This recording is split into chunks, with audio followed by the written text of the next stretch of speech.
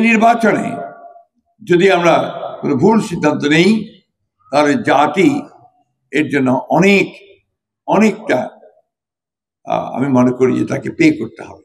একজন ফ্যাসিস্ট শাসক দীর্ঘকাল ধরে চেষ্টা করেছে গণতন্ত্রকে ধ্বংস করে দিয়ে, সমস্ত গণতান্ত্রিক প্রতিষ্ঠানগুলোকে ধ্বংস করে দিয়ে একটা একদলীয় শাসন ব্যবস্থা চাপিয়ে দিতে।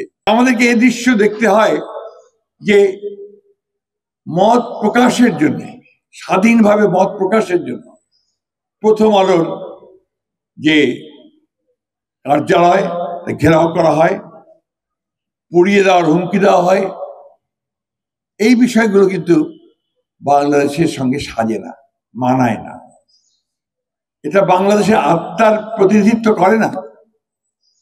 আমাদের বাংলাদেশের যে আত্মা 1971 সালে যার জন্য আমরা লড়াই করেছিলাম, যুদ্ধ করেছিলাম, সেই যুদ্ধটা ছিল সত্যিকার অর্থেই একটা অসাম্প্রদায়িক গণতান্ত্রিক প্রগতিশীল বাংলাদেশ দেখার।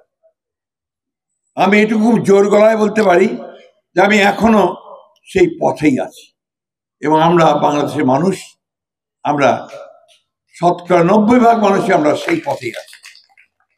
আমরা বিশ্বাস করি যে সত্যের জয় হবে, প্রমাণিত হয়েছে। একজন ফ্যাসিস্ট শাসক দীর্ঘকাল ধরে চেষ্টা করেছে গণতন্ত্রকে ধ্বংস করে দিয়ে, সমস্ত গণতান্ত্রিক প্রতিষ্ঠানগুলোকে ধ্বংস করে দিয়ে একটা একদলীয় শাসন ব্যবস্থা চাপিয়ে দিতে ব্যর্থ হয়েছে। এদেশের দেশপ্রেমিক মানুষ, ছাত্র জনতা তার নিজের রক্ত দিয়ে এই প্রমাণ করেছে আবার যে এটা বাংলাদেশে সম্ভব। আমাকে আমন্ত্রণ জানানোর জন্য মজিবুরকে আন্তরিকভাবে ধন্যবাদ এবং কৃতজ্ঞতা জানাই। একটা জিনিস আমাদের সবাইকে মনে রাখতে হবে, আজকে এই মুহূর্তে সেই কথাটা বলা প্রয়োজন বলে আমি মনে করছি, যে সামনে আমাদের গণতন্ত্রের উত্তরণের একটা সুযোগ সৃষ্টি হয়েছে।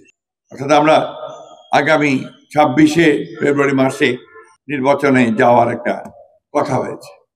এই নির্বাচনটা বাংলাদেশের মানুষের জন্য অত্যন্ত গুরুত্বপূর্ণ, বাংলাদেশের ভবিষ্যতের জন্য গুরুত্বপূর্ণ, বাংলাদেশের গণতন্ত্রের জন্য গুরুত্বপূর্ণ।